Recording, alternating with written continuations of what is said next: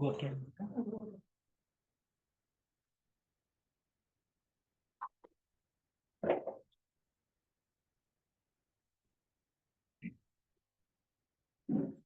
ಪ್ರಪಂಚದ ಎಲ್ಲಾ ಆಗುಹೋಗುಗಳನ್ನ ನಿಯಂತ್ರಿಸುತ್ತಿರುವ ಜೀವನ್ಮುಕ್ತ ಮಹರ್ಷಿಗಳಿಗೆ ನಮಸ್ಕರಿಸುತ್ತಾ, ಸೋದರ ಸೋದರಿಯರೇ, ಈ ದಿನದ ಸತ್ಸಂಗದ ಶೀರ್ಷಿಕೆ ಭಗವದ್ಗೀತೆಯ ಚಿಂತನ ಮತ್ತು ಮಂಥನ.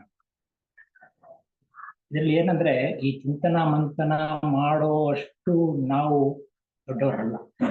ಆದ್ರೆ ಈ ಭಗವದ್ಗೀತೆ ಬಗ್ಗೆ ಹಲವಾರು ದಾರ್ಶನಿಕರು, ಹಲವಾರು ಚಿಂತಕರು ಕೆಲವು ವ್ಯಾಖ್ಯಾನಗಳನ್ನ ನೀಡಿರ್ತಾರೆ. ಅದನ್ನ ನಾವು ನಿಮ್ ಜೊತೆ ಹಂಚಿಕೊಂಡು ಪರಸ್ಪರ ಅರ್ಥ ಮಾಡ್ಕೊಳ್ಳೋಣ ಅನ್ನೋದು ಒಂದು ನನ್ನ ಉದ್ದೇಶ. ಯಾಕೆ ಹೇಳ್ತಾ ಇದ್ದೀನಿ ಅಂದ್ರೆ, ಈ ಭಗವದ್ಗೀತೆ ಬಗ್ಗೆನೆ ನಮ್ಮ ಥಿಯೋಸಾಫಿಕಲ್ ಸೊಸೈಟಿಯ ಹಿರಿಯ ಸಾಧಕಿ ಅನಿಬೆಸೆಂಟ್ ರವರೇ ಒಂದ್ ಕಡೆ ಹೇಳ್ತಾರೆ, ಭಗವದ್ಗೀತೆ ಬಗ್ಗೆ ಮಾತನಾಡೋಕ್ ಮೊದಲೇ ಹೇಳ್ತಾರೆ, in trying to speak Bhagavad Gita I feel more strongly than it is possible for any one of you to feel my utter inadequacy for the cause. Bhagavad Gita ಬಗ್ಗೆ ಮಾತನಾಡಲು ನಾನು ಅಸಮರ್ಪಕಳೇನೋ ಎಂಬ ಬಲವಾದ ಅನಿಸಿಕೆ ನಿಮಗಿಂತ ಹೆಚ್ಚಾಗಿ ನನಗೆ ಬರುತ್ತೆ ಅಂತ ಅವರೇ ಹೇಳಿ. ಅಂದ್ರೆ ಅದು ಅಷ್ಟು ಮಹಾನ್ ಗ್ರಂಥ ಅಂತ ಹೇಳಿ. ಸೊ ಇದು ಒಂದು ಮಹಾನ್ ಗ್ರಂಥ ಎಂತೆಂಥ ಪರಿವರ್ತನೆಗಳು ಮಾಡಿದೆ ಅನ್ನೋದು ನಾವು ತಿಳ್ಕೋಬಹುದು. ನೋಡಿ, 2 ವಿಶ್ವವ್ಯಾಪಿ ಆಧ್ಯಾತ್ಮಿಕ ಸಂಸ್ಥೆಗಳೇ ಇದರಿಂದ ಉದ್ಭವಿಸಿದೆ. ಈಗಾಗಲೇ ತಿಳ್ಕೊಂಡ್ವಿ, 1937ರಲ್ಲಿ ದಾದಾ ಲೇಖರಾಜ್ ಅನ್ನೋರು ವಜ್ರದ ವ್ಯಾಪಾರಿ, ಈಗಿನ ಪಾಕಿಸ್ತಾನದ ಹೈದರಾಬಾದ್ನಲ್ಲಿ ಪ್ರತಿದಿನ ಅವ್ರ ಮನೆಯಲ್ಲಿ ಭಗವದ್ಗೀತೆ ಸತ್ಸಂಗ ಮಾಡ್ತಾ ಇದ್ರು. ಬೇರೆ ಏನಿಲ್ಲ, ಭಗವದ್ಗೀತೆ ಸತ್ಸಂಗ ನಡೆಸ್ತಾ ಇದ್ರು. ಅಲ್ಲಿನ ಹಿಂದೂಗಳೆಲ್ಲ ಅಲ್ಲಿ ಹಾಜರಾಗ್ತಾ ಇದ್ರು. ಆದ್ರೆ 47ರಲ್ಲಿ ಅಲ್ಲಿ ಸ್ವಾತಂತ್ರ್ಯ ಬಂದ ಮೇಲೆ ಅಲ್ಲಿ ವಾತಾವರಣ ಸರಿ ಹೋಗಲಿಲ್ಲ. ಅವ್ರೇನ್ ಮಾಡಿದ್ರು, ಅವರ ಒಂದು ಹಿಂಬಾಲಕರು 30 ಜನ ಕರ್ಕೊಂಡು ಮೌಂಟ್ ಅಬೂ ಪ್ರಜಾಪಿತ ಬ್ರಹ್ಮ ಈಶ್ವರೀಯ ವಿಶ್ವವಿದ್ಯಾಲಯ ಅಂತ ಸ್ಥಾಪನೆ ಮಾಡಿದ್ರು. ಅದಕ್ಕೆ ಇದಕ್ಕೆ ಪ್ರೇರಣೆ ಭಗವದ್ಗೀತೆನೆ. ಇವತ್ತು ಒಂದು ದೊಡ್ಡ ಆಧ್ಯಾತ್ಮಿಕ ಸಂಸ್ಥೆ ವಿಶ್ವವ್ಯಾಪಿ ಹರಡಿದೆ. ಇನ್ನ ಒಂದು ನಿದರ್ಶನ ಅಂದ್ರೆ, ಅಥವಾ ಒಂದು ಉದಾಹರಣೆ ಅಂದ್ರೆ, 1953ರಲ್ಲಿ ಬಾಲಕೃಷ್ಣ ಮೆನನ್ ಅನ್ನೋರು ಋಷಿಕೇಶದ ಶಿವಾನಂದಾಶ್ರಮಕ್ಕೆ ಹೋಗ್ತಾರೆ. ಅವರು ಒಬ್ಬ ಪತ್ರಕರ್ತರಂತ ಹೋಗಿ ಅಲ್ಲಿ ಏನು ನಡೀತಾ ಇದೆಯೋ ನೋಡೋಣ, ತನಿಖೆ ಮಾಡೋಣ ಅನ್ನೋ ಭಾವನೆಯಲ್ಲಿ ಹೋಗ್ತಾರೆ. ಆದ್ರೆ ಅಲ್ಲಿ ಹೋಗಿ ಅಲ್ಲಿನ ಎಲ್ಲ ವಾತಾವರಣ ಮತ್ತೆ ಆ ಭಾವನೆಗಳನ್ನೆಲ್ಲ ನೋಡಿ ಅಲ್ಲೇ ಸನ್ಯಾಸ ಸ್ವೀಕರಿಸಿ ಚಿನ್ಮಯಾನಂದರ. ಇವತ್ತಿಗೂ ಕೂಡ ಚಿನ್ಮಯ ಮಿಷನ್ ಅವರ ಸ್ಥಾಪಿಸಿದ್ದು, ಅವರ ಮುಖ್ಯ ಉದ್ದೇಶ ಕೂಡ ಭಗವದ್ಗೀತೆನ ಒಂದು ಪ್ರಸಾರ ಮಾಡೋದು. ಇದು ಈ ಭಗವದ್ಗೀತೆಯ ಒಂದು ಚಿಂತನ ಮಂಥನ ಏನಕ್ಕೆ ಅಂದ್ರೆ, ಹಲವಾರು ಜನ ಮಾಡಿದ್ದಾರೆ. ಸುಮಾರು 100ಕ್ಕೂ ಹೆಚ್ಚು ಜನ ಮಾಡಿದ್ದಾರೆ. ನಮ್ಮ 3 ಜನ ಆಚಾರ್ಯರು ಮಾಡಿದ್ದಾರೆ ವ್ಯಾಖ್ಯಾನಗಳನ್ನ. ಆಮೇಲೆ ಇಸ್ಕಾನ್ನ ಸುಮಾರು ಪ್ರಭುಪಾದವರು ಮುಖ್ಯ ಸುಮಾರು ಜನ ಮಾಡಿದ್ದಾರೆ. ಚಿನ್ಮಯ ಮಿಷನ್ ಅವ್ರು ಮಾಡಿದ್ದಾರೆ. ಸಾಹಿತಿಗಳು ಮಾಡಿದ್ದಾರೆ, ಪೂತಿ ನರಸಿಂಹಾಚಾರು, ಡಿ ವಿ ಗುಂಡಪ್ಪನವರು, ಈ ತರ ಎಲ್ಲ ಮಾಡಿ. ಸೊ ಇವ್ರ ಮುಖ್ಯ ಉದ್ದೇಶ ಏನಪ್ಪಾ ಅಂದ್ರೆ, ಇದ್ರ ವ್ಯಾಖ್ಯಾನ ಮಾಡೋದಕ್ಕಿಂತ ಜನಸಾಮಾನ್ಯರಿಗೂ ಅದ ಅರ್ಥ ಆಗಲಿ ಮತ್ತೆ ಅವರ ಅನುಷ್ಠಾನ ಮಾಡೋದು. ಸೊ ಇದರಲ್ಲಿ ಭಗವದ್ಗೀತೆ ಏನು, ಇದು ಕೌರವ ಪಾಂಡವರ ಕಥೆಯನ್ನು ಒಳಗೊಂಡಿರೋದು. ದ್ವಾಪರಯುಗದ ಅಂತ್ಯದಲ್ಲಿ ಒಂದು ಮಹಾಯುದ್ಧ ನಡೆಯುತ್ತೆ, ಅದು ಮಹಾಭಾರತ. ಸೊ ಇದನ್ನು ಬರೆದವರು ಭಗವಾನ್ ವೇದವ್ಯಾಸರು. ಒಂದು ರೀತಿಯಲ್ಲಿ ಇವರು ಕೌರವ ಪಾಂಡವರಿಗೆ ಪೂರ್ವಜರೇ ಆಗ್ತಾರೆ. ಆದ್ರೆ ಅವರು ಅಲ್ಲಿ ನಡೆದ ಎಲ್ಲ ಕಥೆಯನ್ನ, ಆ ಕುಲ ವಿನಾಶವನ್ನ ನಿರ್ವಿಕಾರವಾಗಿ ಚಿತ್ರಿಸಿದ್ದಾರೆ. ಒಟ್ಟು ಮಹಾಭಾರತದ ಶ್ಲೋಕಗಳು ಅಂದ್ರೆ 1,20,000 ಇದೆ. ಅದರಲ್ಲಿ 700 ಶ್ಲೋಕ ಮಾತ್ರ ಬರೆದರು. ಒಂದ್ ರೀತಿಯಲ್ಲಿ ಹೇಳ್ಬೇಕಂದ್ರೆ, ಭಗವದ್ಗೀತೆಯಿಂದಾನೇ ಮಹಾಭಾರತಕ್ಕೆ ಒಂದು ಗರಿಮೆ ಬಂತು ಅಂತ ಹೇಳಿದ್ರು ತಪ್ಪಾಗಲ್ಲ ಅಂತ ಹಲವಾರು ಸಾಹಿತಿಗಳೇ ಇದೆ. ಸೊ ಈ 700 ಶ್ಲೋಕಗಳಲ್ಲಿ 576 ಭಗವಾನ್ ಕೃಷ್ಣ ಹೇಳಿರೋ ಶ್ಲೋಕಗಳು, 84 ಅರ್ಜುನ ಕೇಳಿರೋದು, 39 ಸಂಜಯ, ಮತ್ತೆ ಮೊದಲನೇದು ಒಂದೇ ಒಂದು ಧೃತರಾಷ್ಟ್ರ ಕೇಳಿರ್ತಕ್ಕಂಥ ಶ್ಲೋಕಗಳು. ಇಲ್ಲಿ ಭಗವಾನ್ ಶ್ರೀಕೃಷ್ಣ ಸಮಸ್ತ ಉಪನಿಷತ್ತುಗಳ ಒಂದು ಸಾರ ಹೀರಿಕೊಂಡು ಅರ್ಜುನನಿಗೆ ನೀಡಿದ. ಉಪನಿಷತ್ತುಗಳಲ್ಲಿ ಏನ್ ಸಾರ ಇತ್ತು ಅದನ್ನ ಒಂದು ಆ ಸಮಯಕ್ಕೆ ಸರಿಯಾಗಿ ಇವರಿಗೆ ಬೋಧನೆ ಮಾಡಿದ್ದಾರೆ. ಈ ಬಗ್ಗೆ ಒಂದು ಶ್ಲೋಕ ಸಹ ಇದೆ. ಏನಪ್ಪಾ ಅಂದ್ರೆ, ಸರ್ವೋಪನಿಷದೋ ಗಾವೋ ದೋಗ್ಧ ಗೋಪಾಲ ನಂದನ ಪಾರ್ಥೋ ವತ್ಸ ಸುಭಿರ್ಭೋಕ್ತ ದುಗ್ಧಂ ಗೀತಾಮೃತಂ ಮಹತ್ ಅಂತ. ಅಂದ್ರೆ ಎಲ್ಲ ಉಪನಿಷತ್ತುಗಳು ಒಂದು ಹಸುಗಳಿದ್ದಾಗೆ, ಗೋಪಾಲನಂದನಾದ ಕೃಷ್ಣ ಹಾಲು ಕರೆಯೋದು, ಮಹತ್ತಾದ ಗೀತಾಮೃತವೇ ಹಾಲು, ಇದನ್ನ ಪಾನ ಮಾಡುವವರು ಜ್ಞಾನಿಗಳು. ಅದಕ್ಕೆ ಒಬ್ರು ರಾಮಕೃಷ್ಣಾಶ್ರಮದ ಸ್ವಾಮಿ ನಿತ್ಯಸ್ಥಾನಂದರು ಈ ರೀತಿ ಹೇಳ್ತಾರೆ, ನಾವು ಹಾಲನ್ನು ಕುಡಿದು ದೈಹಿಕ ಪುಷ್ಟಿ ಪಡ್ತೇವೆ, ಅದೇ ರೀತಿ ಗೀತಾಮೃತವನ್ನು ಕುಡಿದು ಆಧ್ಯಾತ್ಮಿಕ ಉನ್ನತಿಯನ್ನು ಪಡ್ಕೋಬೇಕು.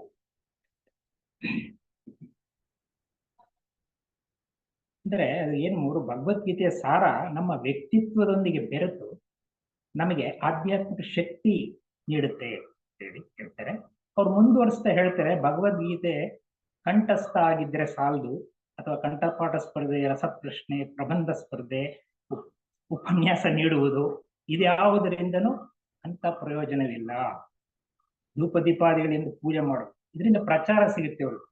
ಗೀತೆಯ ಸಂದೇಶ ನಮ್ಮ ಹೃದಯ ಪೀಠದಲ್ಲಿ ಪ್ರತಿಷ್ಠಾಪಿತವಾಗಬೇಕು. ನಮ್ಮ ಮಾತು, ಕೃತಿ, ಆಲೋಚನೆಗಳ ಮೂಲಕ ಹೊರಸೂಸುವಾಗಬೇಕು. ಆಗಲೇ ಅದೊಂದು ನಾವು ಇದರ ಹಾಕ್ತೀವಿ, ಫಾಲೋ ಮಾಡಿದಾಗ ಹಾಕ್ತೀವಿ ಅಂತ ಹೇಳಿ. ಅದಕ್ಕೆ ಅವರು ಅದನ್ನ ಸಾಧನ ಶಾಸ್ತ್ರ ಅಂತಾರೆ, ಮತ್ತು ಅನುಷ್ಠಾನ ಪ್ರಧಾನ ಗ್ರಂಥ ಅಂತಾರೆ.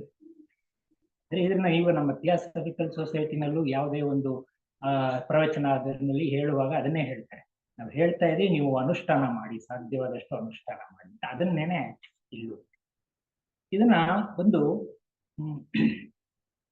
ಮಹಾನ್ ಸಂಗೀತ ಮೇಳ ಅಂತ ಒಂದು ಹೋಲಿಸ್ತಾರೆ. ಈಗ ಏನಾಗುತ್ತೆ, ಒಂದು ಸಂಗೀತ ಕಚೇರಿಯಲ್ಲಿ ಬರೀ ಹಾಡುವವನು ಮಾತ್ರ ಇರೋಲ್ಲ, ಹಾಡುವವನ ಜೊತೆಗೆ ಅನೇಕ ವಾದ್ಯಗಳಿವೆ. ವೀಣೆ, ಪಿಟೀಲು, ತಬಲ, ಇವೆಲ್ಲಗಳ ಧ್ವನಿನೇ ಬೇರೆ. ಆದ್ರೆ ಅವೆಲ್ಲ ಹಾಡುವವನ ಶ್ರುತಿಗೆ ಜೋಡಣೆ ಆಗೋದ್ರಿಂದ ನಮಗೆ ಉತ್ತಮ ಸಂಗೀತ. ಆದ್ರೆ ಅದು ಬಿಟ್ಟು ಒಬ್ಬೊಬ್ರು ಬೇರೆ ಬೇರೆ ತರ ಒಂದು ಹೊರಡಿಸಿದ್ರೆ ಅದೊಂದು ಸಂತೆಗಡ್ಲಿ ತರ. ಅದನ್ನ ಅವ್ರು ಏನ್ ಹೇಳ್ತಾರೆ, ನಮ್ಮ ಜೀವನದಲ್ಲಿ ಇಂದ್ರಿಯಗಳು, ಮನಸ್ಸು, ಭಾವನೆಗಳು, ಈ ತರ ಹಲವಾರು ಅಂಶಗಳಿದೆ. ಇವೆಲ್ಲವನ್ನು ಭಗವತ್ ಶ್ರುತಿಯೊಂದಿಗೆ ಹೊಂದಿಕೊಂಡು ನಾವು ನಡೆದುಕೊಂಡಾಗ ನಮ್ಮ ವ್ಯಕ್ತಿತ್ವದಲ್ಲಿ ಸಾಮರಸ್ಯ ಉಂಟಾಗುತ್ತದೆ,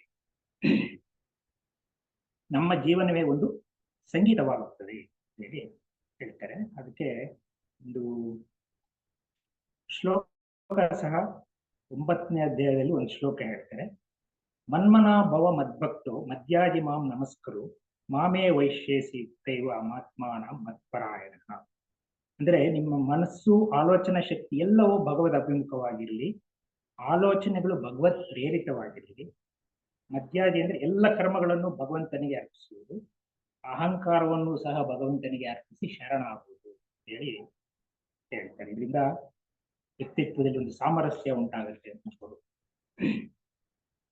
ಇದರಲ್ಲಿ ಕತ್ತಲು ಮತ್ತೆ ಅಹಂಕಾರ ಎರಡು ಒಂದೇ ಎನ್ನುವುದರಲ್ಲಿ, ಈಗ ಕತ್ತಲು ಹೋದ್ರೆ ಏನಾಗುತ್ತೆ, ಬೆಳಕು ಬರುತ್ತೆ. ಅದೇ ರೀತಿ ಅಹಂಕಾರ ಹೋದ್ರೆ ಅರಿವು ಬರುತ್ತೆ.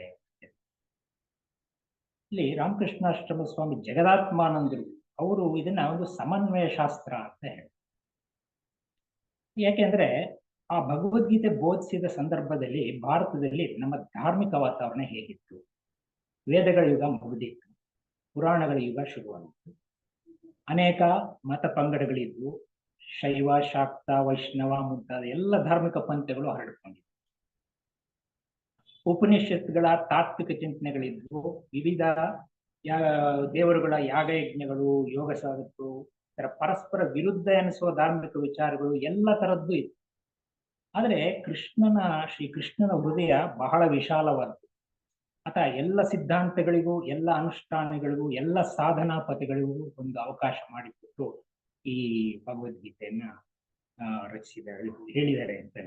ಅಂದ್ರೆ ಇದರಲ್ಲಿ ಅದ್ವೈತ ತತ್ವ, ಗುಣತ್ರಯ ವರ್ಣನೆ, ಸಾಂಖ್ಯ ತತ್ವ, ಯೋಗ ತತ್ವ, ಮೀಮಾಂಸ ತತ್ವ, ಭಕ್ತಿ ರಸ, ಇನ್ನು ಕರ್ಮದ ಬಗ್ಗೆ ಸಾಕಷ್ಟು ಹೇಳಿದ್ದಾರೆ. ಅದಕ್ಕೆ ಇದನ್ನ ಇವೆಲ್ಲ ಕೂಡಿರೋದ್ರಿಂದ ಸಮನ್ವಯ ಶಾಸ್ತ್ರ ಅಂತ ಕೈಗೂಡು.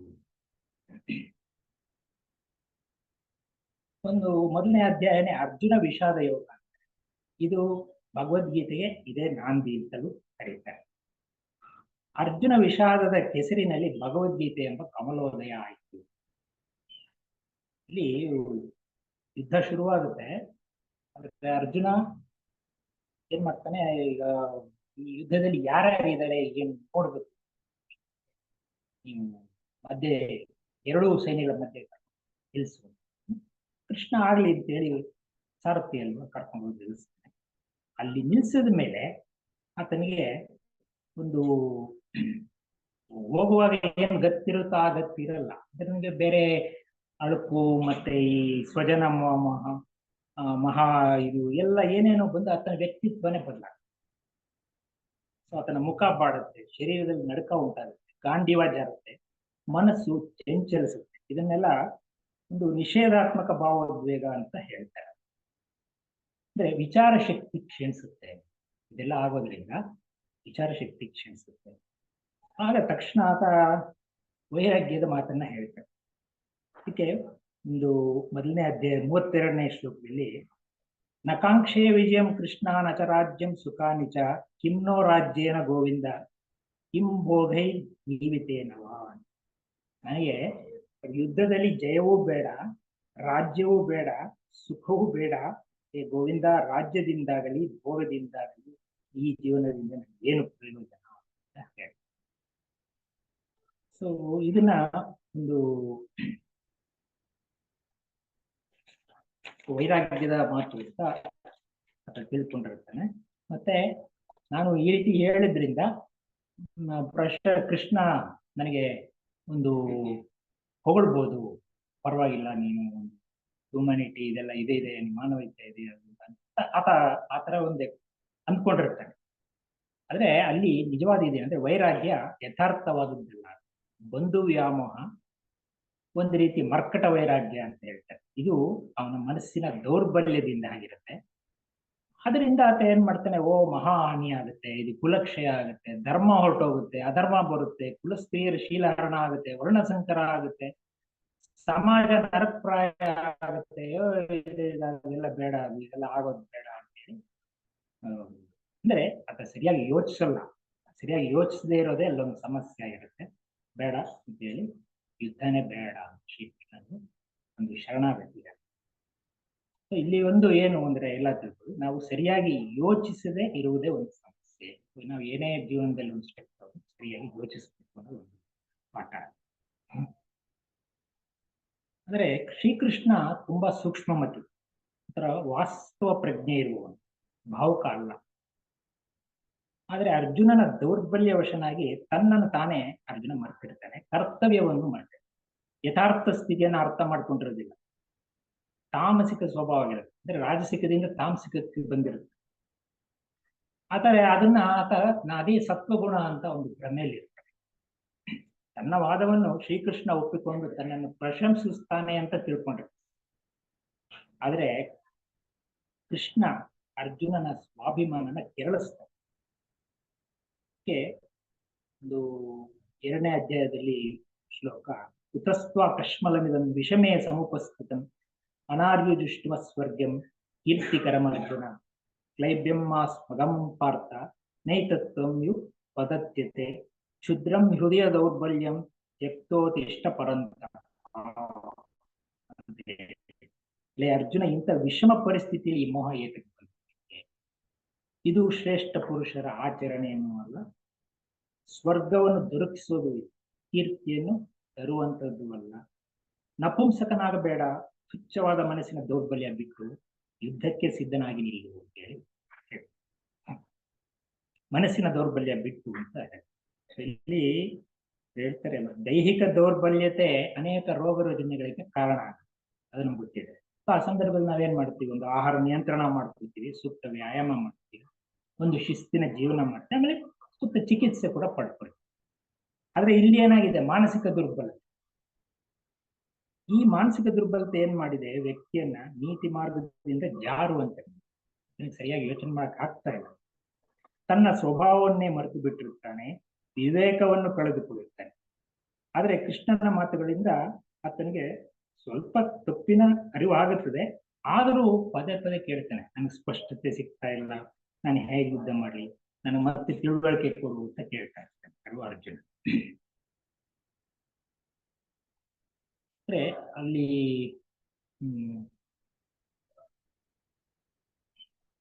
ಈ ಗುರು ಶಿಷ್ಯರ ಒಂದು ಸಂಬಂಧ ತರ ಆಗುತ್ತೆ. ಈತ ಕೇಳ್ತಾ ಇರ್ತಾರೆ, ಆಮೇಲೆ ಶ್ರೀಕೃಷ್ಣ ಎಲ್ಲ ಹೇಳ್ತಾ ಇರ್ತಾರೆ. ಇಲ್ಲಿ ಈ ಅನಿ ಬೆಸೆಂಟ್ರು ಒಂದ್ ಕಡೆ ಹೇಳ್ತಾರೆ, ಈ ಅರ್ಜುನ ವಿಷಾದಕ್ಕೆ ಶ್ರೀಕೃಷ್ಣನ ಸ್ಪಷ್ಟ ನಿಖಿರ ಬೋಧೆ ಇರುತ್ತೆ. ಅರ್ಜುನ ಮತ್ತೆ ಮತ್ತೆ ಅರ್ಥ ಆಗ್ತಾ ಇರಲ್ಲ, ಶ್ರೀಕೃಷ್ಣ ದೀರ್ಘವಾದ ಉತ್ತರ ನೀಡ್ತಾ ಇರ್ತಾನೆ. ಆದ್ರೂ ಮತ್ತೆ ಮತ್ತೆ ಅರ್ಜುನ ಕೇಳ್ತಾನೆ, ಶ್ರೀಕೃಷ್ಣ ಅದನ್ನ ಸ್ಪಷ್ಟವಾಗಿ ಹೇಳ್ತಾರೆ. ಈ ಬೋಧನಾ ಕ್ರಮ ಏನಪ್ಪಾ ಅಂದ್ರೆ, ಈಗ ಶಾಲೆಗಳಲ್ಲಿ ಏನಿದೆಯಲ್ಲ ಉಪಾಧ್ಯಾಯರು ಶಿಷ್ಯರಿಗೆ ಪಾಠ ಮಾಡೋದು, ಆ ತರ ಅಲ್ಲ ಅದು. ಅದು ಇವ್ರೇನ್ ಮಾಡ್ತಾರೆ, ಉಪಾಧ್ಯಾಯರು ಪುಸ್ತಕಗಳಲ್ಲಿ ಏನಿದೆಯೋ ಅದನ್ನ ಹೇಳ್ತಾರೆ. ಆದ್ರೆ ಶ್ರೀಕೃಷ್ಣ ಏನ್ ಮಾಡ್ತಾನೆ, ಒಂದಾದ ಮೇಲೆ ಒಂದು ಶ್ಲೋಕದ ಮೂಲಕ ಅರ್ಜುನನಿಗೆ ಏನು ಹೇಳಬೇಕು ಅದನ್ನ ಸ್ಪಷ್ಟವಾಗಿ ಅರ್ಥ ಮಾಡಿಸ್ತಾರೆ. ಇದು ಎಂತ ವಿಚಿತ್ರ ಅಂತಲೂ ಹೇಳ್ತಾರೆ. ಇಲ್ಲಿ ಇನ್ನೊಂದು ಒಂದು ಪಾಠ ಏನಪ್ಪಾ ಅಂದ್ರೆ, ಅದನ್ನು ಪದೇ ಪದೇ ಹೇಳಬೇಕಾದ ಅವಶ್ಯಕತೆ, ಅರ್ಜುನನಿಗೆ ಭಗವಂತನ ಗೀತಾಮೃತವನ್ನು ಗ್ರಹಿಸುವ ಮನಸ್ಸು ಮತ್ತು ಅದನ್ನು ಅರ್ಥ ಮಾಡಿಕೊಳ್ಳುವ ಬುದ್ಧಿವಂತಿಕೆಯ ಕೊರತೆ ಇದ್ದು ಕಾಣುತ್ತೆ. ಅದಕ್ಕೆ ಆತ ಪದೇ ಪದೇ ಕೇಳ್ತಿರ್ತಾರೆ. ಸೊ ಇದರಲ್ಲಿ ಗೀತೆಯಲ್ಲಿ ಮೊದಲೇ ಪಾಠ, ಶಿಷ್ಯ ಸಿದ್ಧನಿರಬೇಕು, ಕೇಳುಗ ಸಿದ್ಧನಿರಬೇಕು ಅಂತ ಅದೊಂದು ಹೇಳಿ. ಸರಿ, ಏನು ಇವಾಗ ಸೂರ್ಯನ ಬೆಳಕು, ಅದಕ್ಕೊಂದು ಉದಾಹರಣೆ ಕೊಡ್ತಾರೆ. ಸೂರ್ಯನ ಬೆಳಕು ಕುರುಡನ ಕಣ್ಣುಗಳ ಮೇಲೆ ಬಿದ್ದಿದೆ, ಆತನಿಗೇನು ಅಂತ ಬದಲಾವಣೆ ಆಗಲ್ಲ. ಅದು ಎಷ್ಟು ನಾವು ಅದನ್ನು ಆಸ್ವಾದಿಸ್ತೀವ. ಅದೇ ರೀತಿ ವೀಣೆಯ ಮಾಧುರ್ಯ ಕಿವುಡನ ಮುಂದೆ ಇದ್ರೆ ಆತನಿಗೇನು ಅದರನ್ನ ಆಸ್ವಾದಿಸಕ್ಕಾಗಲ್ಲ. ಹಾಗೆ ಗೀತಾಮೃತದ ಪಾಠ ನಮಗೆ ಗ್ರಹಿಸೋ ಮನಸ್ಸು, ಅರ್ಥ ಮಾಡಿಕೊಳ್ಳೋ ಬುದ್ಧಿವಂತಿಕೆ ಇಲ್ಲ ಅಂದ್ರೆ ನಮ್ಗೇನು ಅದು ಅರ್ಥ ಆಗಲ್ಲ. ಒಂದು ಹೇಳ್ತಾರೆ, of the divine wisdom you cannot learn one syllable, not even a letter until you live it in life. As you learn to live it slowly the great meaning will dawn upon your intelligence only as step by step. ಅಂದ್ರೆ ಗೀತೆಯಂತೆ ಜೀವಿಸದ ಹೊರತು ಒಂದಕ್ಷರನು ಕಲಿಯೋದಕ್ಕೆ ಸಾಧ್ಯ ಇಲ್ಲ. ಅದನ್ನ ಜೀವನದಲ್ಲಿ ಅಳವಡಿಸಿಕೊಂಡಾಗ ಮಾತ್ರ ಗೀತೆಯ ಅರ್ಥ ನಮ್ಮ ಬುದ್ಧಿಶಕ್ತಿಗೆ ಗೋಚರಿಸಿ ಹಂತ ಹಂತವಾಗಿ ವೈಯಕ್ತಿಕ ವಿಕಾಸ ಆಗುತ್ತೆ. ಏನೋ ಎಷ್ಟೋ ಜನ ಓದ್ತಾರೆ, ತುಂಬಾ ಚೆನ್ನಾಗಿದೆ, ಮತ್ ನನ್ಗೆ ಗೊತ್ತಿಲ್ದಿರೋದು ಏನಿದೆ, ಎಲ್ಲ ಗೊತ್ತಿರೋದೆ ಅಂತಂದ್ರೆ, ಆದ್ರೆ ಅದನ್ನ ಈ ರೀತಿಯ ಅರ್ಥೈಸ್ತಾರೆ. The reading that brings the fruit of knowledge is not the reading of the life, but the reading of the life. Each true reading marks a stage of human evolution. ಶಿಷ್ಯ ಗ್ರಹಿಸಿ ಅದನ್ನ ಅಳವಡಿಸಿಕೊಂಡಾಗ ಆತನ ಸಂಸ್ಕರಣೆಯಲ್ಲೂ ಒಂದು ವಿಕಾಸ ಆಗುತ್ತೆ. ಇದರಲ್ಲಿ ಈ ವೈಯಕ್ತಿಕ ವಿಕಾಸ ಮುಂದಿನ ಮಹಾವಂಶಗಳಿಗೆ ದಾರಿಯಾಗಿ ಇದೆ. ಮಹಾಭಾರತ ನಡೆದದ್ದೇ ಮುಂದಿನ ಭಾರತಕ್ಕೆ ಒಂದು ಸಿದ್ಧತೆ ಅಥವಾ ನಾಂದಿ. ಇದರಲ್ಲಿ ಈಶ್ವರನ ಅವತಾರನೇ ಕೃಷ್ಣ, ಆತನೇ ಜಗದ್ಗುರು. ಅರ್ಜುನ ನಮ್ಮ ಒಂದು ಕೆಳ ಮನಸ್ಸು ಅಂತ ನಾವು ಹೇಳ್ಕೋಬಹುದು.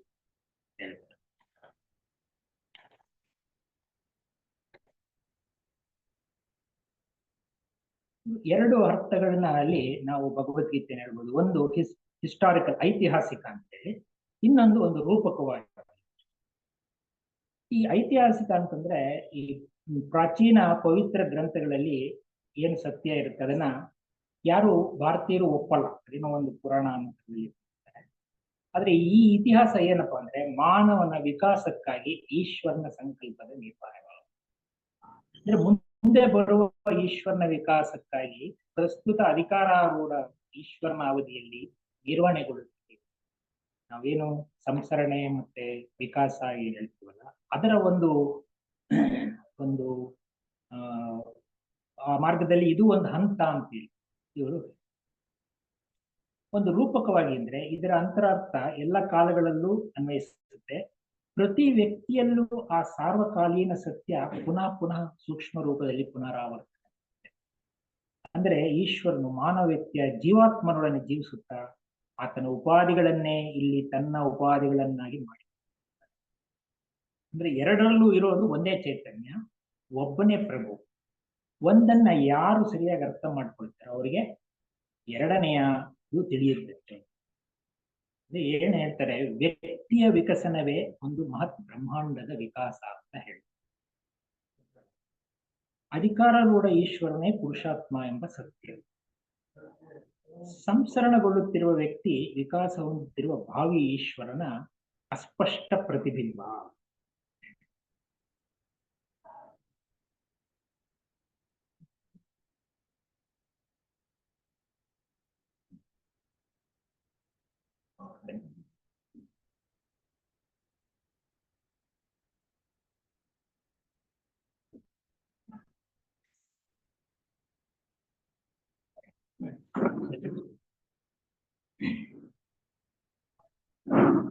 ಈ ಹಿನ್ನೆಲೆಯಲ್ಲಿ ನಾವು ಭಗವದ್ಗೀತೆಯನ್ನ ಒಂದು ಇತಿಹಾಸ ಅಂತ ತಿಳ್ಕೊಳ್ಬಹುದು.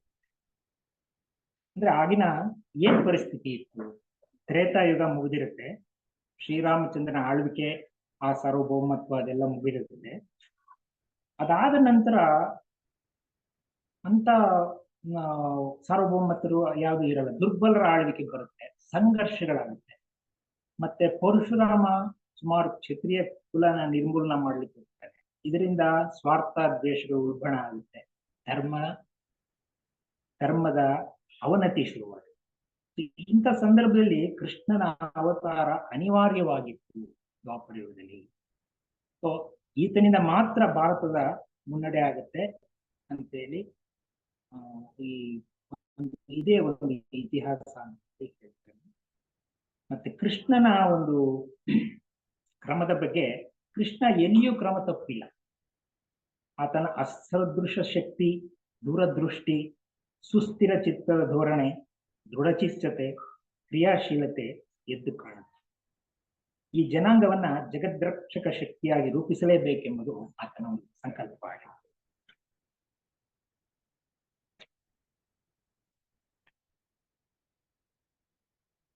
ಅಂದ್ರೆ ಈಶ್ವರ ಸಂಕಲ್ಪ ಒಂದಿದೆ, ಅದು ನಡೆದೇ ತೀರಬೇಕು. ಇದರಲ್ಲಿ ಇಷ್ಟಾನಿಷ್ಟಗಳ ಪ್ರಶ್ನೆ ಇಲ್ಲ. ಯಾವ ಶಕ್ತಿಯು ಇದನ್ನು ನಿಲ್ಲಿಸಬಾರದು. ಅಜ್ಞಾನ ಅವಿವೇಕಗಳನ್ನು ತಿದ್ದಲಾಗಲ್ಲ, ನಾವು ಸರಿಪಡಿಸ್ತೇವೆ ಎಂಬುದು ಮೂರ್ಖತನದ ಮಾತಾಗುತ್ತೆ ಅಂತೇಳಿ ಅರ್ಜುನನ್ಗೂ ಕೂಡ ಇದನ್ನ ಉಪದೇಶ.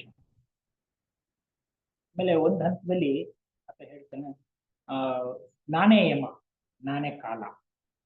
ಸೊ ಇಲ್ಲಿ ಏನು ನಡೀತಾ ಇದೆಯೋ ಅದೆಲ್ಲ ನನ್ನಿಂದಾನೇ ನಡೀತಾ ಇರೋದು, ನೀನು ಬರೀ ನಿಮಿತ್ತ ಮಾತ್ರ. ಈಗ ದ್ರೋಣಾಚಾರ್ಯ, ಭೀಷ್ಮಾಚಾರ್ಯ ಇವರೆಲ್ಲ ನಾಳೆ ಸತ್ತೋಗ್ಬಿಟ್ಟಿದ್ದಾರೆ. ಅದು ಹೇಳ್ತಾರೆ, ನೀನು ಹಿಂಜರಿಯುವಂತೆ ಇಲ್ಲ, ಕರ್ತವ್ಯದಲ್ಲಿ ಧುಮುಕು. ಈಶ್ವರನ ಯೋಜನೆಗೆ ಮಾನವರ ಸಹಕಾರವನ್ನು ಕುರಿತು ಹೇಳಿ, ಆ ಮಹಾಸಂಕಲ್ಪವನ್ನು ನೀನು ಎಂದಿಗೂ ಬದಲಾಯಿಸಲ್ಲ. ಅದರೊಡನೆ ಸಹಕರಿಸುವ ಸದಾವಕಾಶ ಸುದೈವದಿಂದ ನಿನಗೆ ಒದಗಿ ಬಂದಿದೆ. ನೀನು ದುರಹಂಕಾರದಿಂದ ವಿರೋಧಿಸಿದರೆ ಅನಾಹುತವಾದಿತ್ತು. ನಿನ್ನ ಸಹಕಾರ ಇಲ್ಲದಿದ್ದರೂ ಈಶ್ವರ ಸಂಕಲ್ಪ ಖಂಡಿತ ನೆರವೇರುತ್ತೆ ಅಂತ ಹೇಳಿ. ಇಲ್ಲೇ ಆದ ಕಾರಣ ಯುದ್ಧ ಮಾಡು ಎಂದು ಆಜ್ಞೆ ಮಾಡುತ್ತಾರೆ. ನೀನು ನಿಮಿತ್ತ ಮಾತ್ರ, ಅವರನ್ನೆಲ್ಲ ನಾನು ಆಗಲೇ ಸಂಹಾರ ಮಾಡಿದ್ದೇನೆ. ಕೊಲ್ಲುವುದೆಂದರೆ ಬಿಡುಗಡೆ. ಅವರ ದೇಹಗಳು ವಿಕಾಸಕ್ಕೆ ಅಡ್ಡಿಯಾಗಿದೆ. ಸೊ ಮರಣವು ಈಗ ಅವರ ಗೆಳೆಯ. ಅವರ ಚೈತನ್ಯದ ವಿಕಸನಕ್ಕಾಗಿ ದೇಹಗಳು ನಾಶವಾಗುತ್ತಲಿವೆ. ಈ ದೇಹಗಳನ್ನ ಧ್ವಂಸಗೈದು ಆತ್ಮಸ್ವರೂಪಿಗಳಾದ ಇವರ ಬಿಡುಗಡೆಯ ಕಾರ್ಯಕ್ಕೆ ನೆರವಾಗು. ಅಂದ್ರೆ ಈಗ ಅದೇನು ಆತ್ಮ ಅವಿನಾಶಿ ಅಂತೆಲ್ಲ ಮೊದಲು ಹೇಳಿರ್ತಾನೆ. ಸೊ ಆತ್ಮಗಳಿಗೆ ಬಿಡುಗಡೆಗೆ ನೀನು ನೆರವಾಗಬೇಕು, ದೇಹಗಳನ್ನ ನೀನು ಕೊಲ್ಲಬೇಕು, ಈ ಮಹಾಕಾರ್ಯಕ್ಕೆ ನೆರವಾಗಬೇಕು ಅಂತ ಹೇಳ್ತಾರೆ. ಅದರಲ್ಲಿ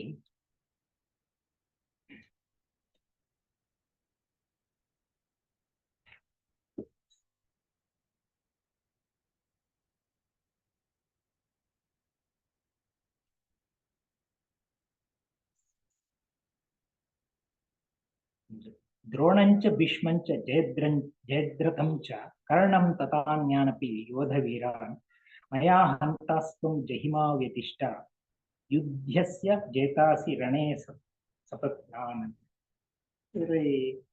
ಏನಪ್ಪ ಇದ್ರ ಅರ್ಥ ಅಂದ್ರೆ ದ್ರೋಣಾಚಾರ್ಯರು, ಭೀಷ್ಮ ಪಿತಾಮಹರು, ಜಯದ್ರಥ ಕರ್ಣ ಮತ್ತು ಇನ್ನೂ ಅನೇಕರು ನನ್ನಿಂದ ಕೊಲ್ಲಲ್ಪಟ್ಟ ವೀರ ಯೋಧರುಗಳನ್ನ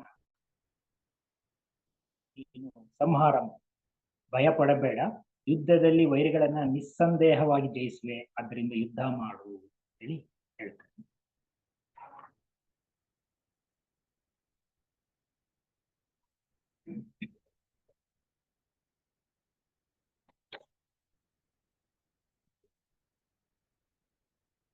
ಮುಂದುವರಿಸ್ತಾ ಅನಿಬೆಸೆಂಟು ಒಂದ್ ಕಡೆ ಹೇಳ್ತಾರೆ, ಅರ್ಜುನ ಶ್ರೀಕೃಷ್ಣನ ಅಚ್ಚುಮೆಚ್ಚಿನ ಸ್ನೇಹಿತ. ಆತನಿಗೆ ಶ್ರೀಕೃಷ್ಣ ಬೆಳೆದ ರೀತಿ, ಆತ ಶತ್ರುಗಳನ್ನ ಸದೆ ಬಡದ ರೀತಿ, ಕೃಷ್ಣನ ಜೀವನದ ಕ್ರಮ, ಇವೆಲ್ಲವೂ ಕೂಡ ಅರ್ಜುನ ಮೇಲೆ ಅಳಿಸಲಾಗದ ಪ್ರಭಾವವನ್ನು ಬೀರಿದೆ. ಆದ್ರಿಂದ ಆತ ಮುಂಬರೋ ಮಹಾಯುದ್ಧದಲ್ಲಿ ಮಹತ್ವಪೂರ್ಣ ಪಾತ್ರ ನಿರ್ವಹಿಸಲು ಸಿದ್ಧಗೊಳಿಸಿರ್ತಾನೆ. ಈಶ್ವರನ ಯೋಜನೆಯಲ್ಲಿ ಅವನು ನಿರ್ವಹಿಸಬೇಕಾದ ಪಾತ್ರ ಇದೊಂದಿದೆ. ಆದರೆ ಅವನ ಕಣ್ಣಿಗೆ ಆಗ ಒಳೆದಿರಲಿಲ್ಲ, ಮಾಯೆಯು ಮುಸುಕಿತ್ತು. ಎಷ್ಟೇ ಅಸಮಾಧಾನ ತೋರ್ಪಡಿಸಿದರೂ ಆತನ ಹೊಣೆಗಾರಿಕೆಯಿಂದ ತಪ್ಪಿಸಿಕೊಳ್ಳಲು ಸಾಧ್ಯವೇ ಇರಲಿಲ್ಲ. ಉಪಾಧಿಗಳು ನಾಶ ಹೊಂದತಕ್ಕವು, ಆತ್ಮ ಅವಿನಾಶಿ. ಉಪಾಧಿಯ ಕೆಲಸ ಮುಗಿದ ತಕ್ಷಣ ಅವು ಪಂಚಭೂತಗಳಲ್ಲಿ ಲೀನವಾಗುತ್ತದೆ. ಆತ್ಮನು ಪುನಃ ಹೊಸದೊಂದು ಶರೀರವನ್ನು ನಿರ್ಮಿಸಿಕೊಳ್ಳುವನು. ಇದೇ ವಿಕಾಸದ ಪಥ ಎಂದು ಅರಿವು ಆತನಿಗೆ ಆಗಬೇಕು. ಅಂದ್ರೆ ಸೃಷ್ಟಿಯ ಹಿಂದೆ ಏನು ಚೈತನ್ಯ ಇದೆ, ಅದರ ಮಹತ್ವವನ್ನ ಅರಿಯಬೇಕು. ಒಂದು ಶ್ಲೋಕ ಸಹ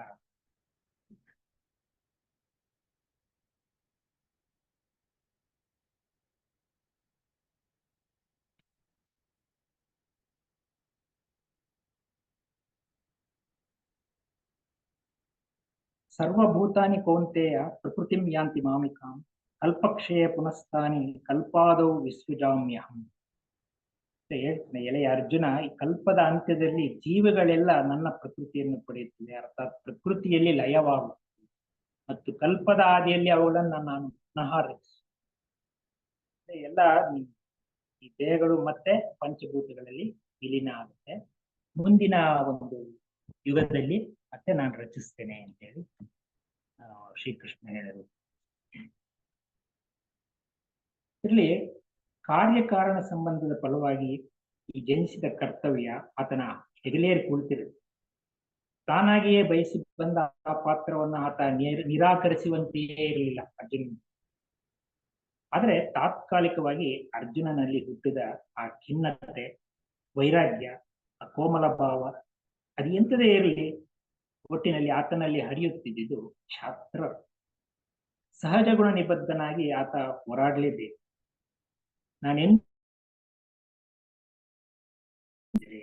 ಆತ ವಿನಾಶವನ್ನು ಅಪ್ಪುತ್ತಿದ್ದನು. ಕೃಷ್ಣ ಅರ್ಜುನ್ಗೆ ಹೇಳ್ತಾನೆ, ಈಶ್ವರನ ಯೋಜನೆಗೆ ಮಾನವರ ಸಹಕಾರವನ್ನು ಕುರಿತಾಗಿ ಹೇಳಿದ್ದೇನೆ.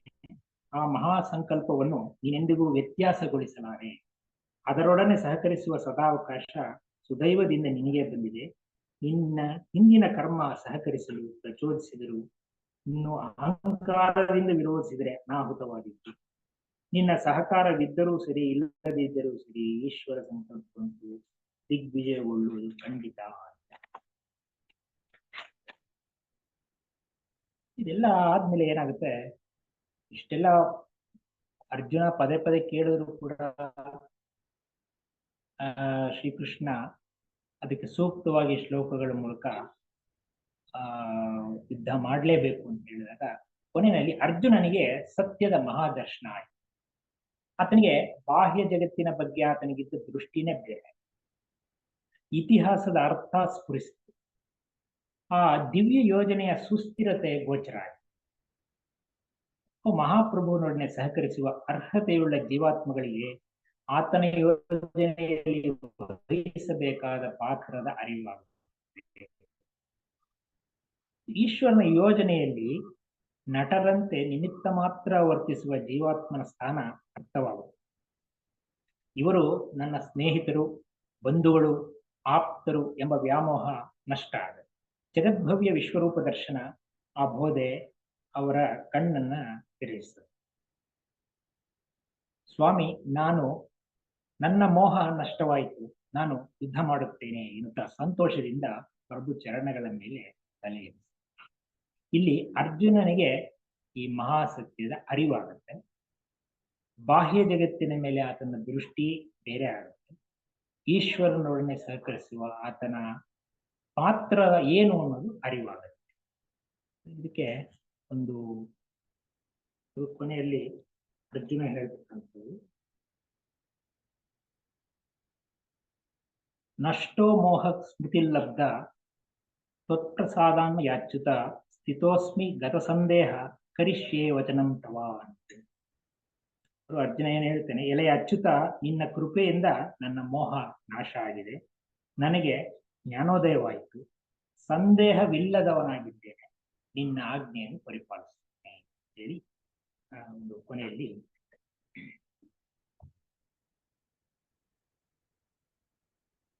ಇಲ್ಲಿ ಅರ್ಜುನನ ಇತಿಹಾಸವೇ ನಮ್ಮ ಸುತ್ತನ ಜಗತ್ತಿನ ಇತಿಹಾಸ ಕಡೆ. ಮಾಯೆಯ ಆಚೆಗಿರುವ ಚೈತನ್ಯವನ್ನು, ಅದೇ ಮಾಯೆಯ ಈಚೆಗಿರುವ ಜೀವನದ ಸ್ವರೂಪವನ್ನು ನಾವು ಅರಿತುಕೊಳ್ಳಬೇಕು ಮತ್ತು ಇವೆರಡರ ಸಹಕಾರ ಸಂಬಂಧಗಳನ್ನು ಅರ್ಥ ಮಾಡಿಕೊಳ್ಳಬೇಕು.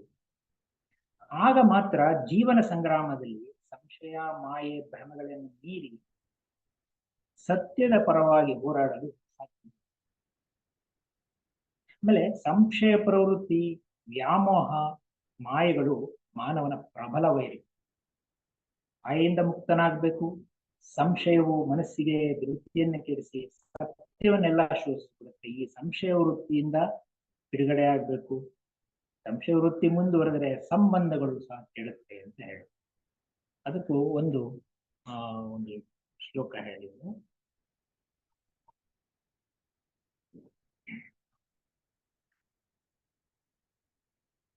ಅಜ್ಞಶ್ಚ ಶ್ರದ್ಧ ಧ್ಯಾನಶ್ಚ ಸಂಶಯಾತ್ಮ ವಿನಶ್ಯತಿ, ನಾಯಂ ಲೋಕೋಸ್ತಿನ ಪರೋ ನ ಸುಖಂ ಸಂಶಯಾತ್ಮನಃ. ಭಗವದ್ ವಿಷಯಗಳನ್ನು ತಿಳಿಯದ ಅಜ್ಞಾನಿ ಹಾಗೂ ಶ್ರದ್ಧೆ ಇಲ್ಲದವನು ಹಾಗೂ ಸಂಶಯ ಸ್ವಭಾವದವನು ಪಾರಮಾರ್ಥಿಕವಾಗಿ ಭ್ರಷ್ಟನಾಗಿರುತ್ತಾನೆ. ಅಂತಹ ಸಂಶಯ ಪಡುವ ಪುರುಷನಿಗಾದರೂ ಸುಖವೂ ಇಲ್ಲ, ಲೋಕವೂ ಇಲ್ಲ ಮತ್ತು ಪರಲೋಕವೂ ಇಲ್ಲ. ಅರ್ಥಾತ್ ಇಹ ಪರ ಎರಡೂ ಕಡೆಗಳಲ್ಲಿ ಭ್ರಷ್ಟನಾಗಿ ಹೋಗ್ತಾನೆ.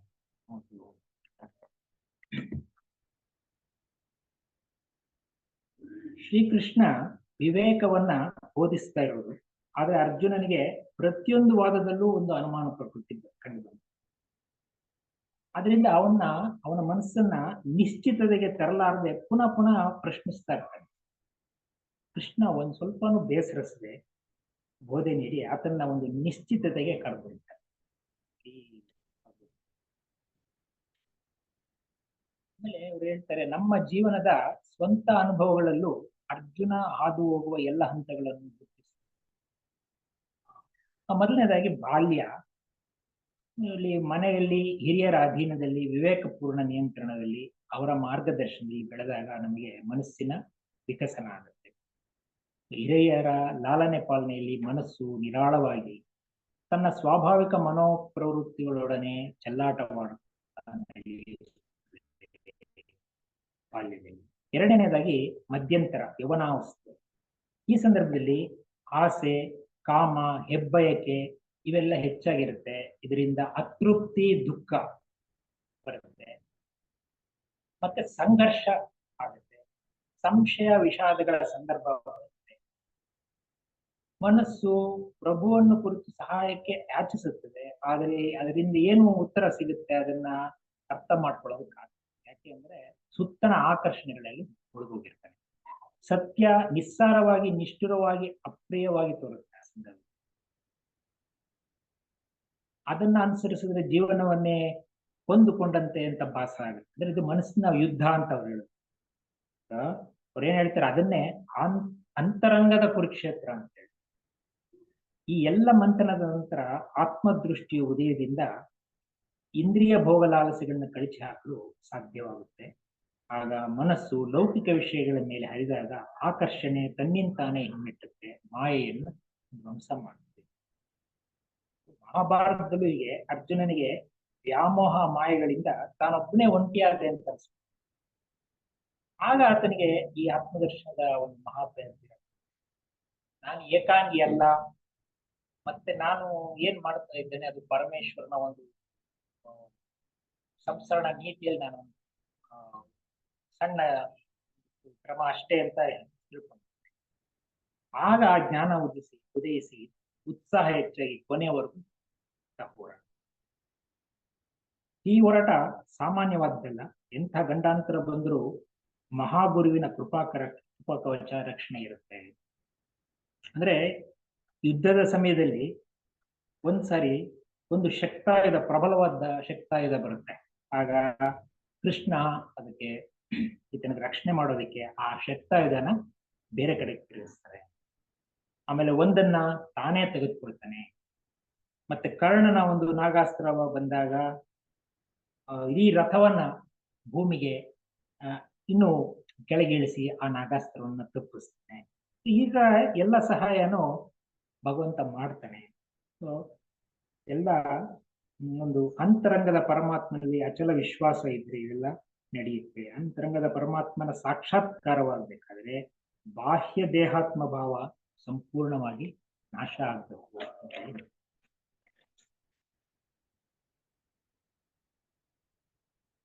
ಇದರಲ್ಲಿ ಈ ಅಂತರಂಗದ ಕುರುಕ್ಷೇತ್ರದಲ್ಲಿ ನಾವು ಗೆಲ್ಬೇಕು ಅಂತ ಹೇಳಿ ಅವರು ಪ್ರತಿಯೊಬ್ಬ ಸಾಧಕ ವೀರನ ಅನುಭವ ಇದು. ಈ ಘೋರ ಖಿನ್ನತೆಯ ಪರಿಪೂರ್ಣ ಏಕಾಂಗಿತನದ ಅವಸ್ಥೆಯಲ್ಲಿ ಅರ್ಜುನನಿಗೆ ಆತ್ಮ ಸಾಕ್ಷಾತ್ಕಾರ ಪಡೆಯಲು ಸಾಧ್ಯ ಆಯಿತು. ಅದರಿಂದ ಜೀವನದಲ್ಲಿ ಸಾಧಕ ಯೋಧರು ಹೆದರಬಾರದು. ಸ್ನೇಹಿತರು ನಿಂದೆಗೆ ಗುರಿ ಮಾಡಿದಾಗ, ಹಿರಿಯರು ಖಂಡಿಸಿದಾಗ, ಸಮಾನರು ತುಚ್ಛೀಕರಿಸಿದಾಗ ಧೈರ್ಯಗುಂದದೆ ಸದೃಢ ಚಿತ್ತರಾಗಿ ಮುನ್ನಡೆಯಬೇಕು. ಪರಮಾತ್ಮನು ನಿಮ್ಮ ಅಂತರಂಗದಲ್ಲೇ ಆಗಿದ್ದಾನೆ. ಆತ್ಮ ದೇಹವೆಂಬ ಉಪಾಧಿಗೆ ಬದ್ಧನಾಗಿದೆ. ನಿಮ್ಮ ಕುರುಕ್ಷೇತ್ರ ಮಹಾಯುದ್ಧದ ಪರಿಸಮಾಪ್ತಿಯಲ್ಲ, ಇಲ್ಲಿ ಮಾಯೆ ಎಂಬ ಶತ್ರು ಧ್ವಂಸವಾಗಿದೆ. ಆತ್ಮ ಸಾಕ್ಷಾತ್ಕಾರದ ಹೊಂಬೆಳಕಿನಲ್ಲಿ ನಿಮ್ಮ ಅಂತರಂಗವನ್ನು ದರ್ಶಿಸುವಿರಿ. ಇದರಿಂದ ಧನ್ಯರಾಗುವಿರಿ. ಅನಿಬೆಸೆಂಟ್ ಅವರು ಭಗವದ್ಗೀತೆಯನ್ನು ಓದು ಹಿಂಟ್ಸ್ ಟು ಸ್ಟಡಿ ಭಗವದ್ಗೀತಾ ಅನ್ನೋ ಪುಸ್ತಕದಲ್ಲಿ ಬರೆದಿದ್ದಾರೆ. ಅದನ್ನ ಹನುಮಂತರಾಯ ತರ್ಜುಮೆ ಮಾಡಿ, ಅದರಿಂದ ಈ ಮಾಹಿತಿ ಇವರಿಗೆ ಮುಂದೆ ಇಟ್ಟಿದ್ದೇನೆ.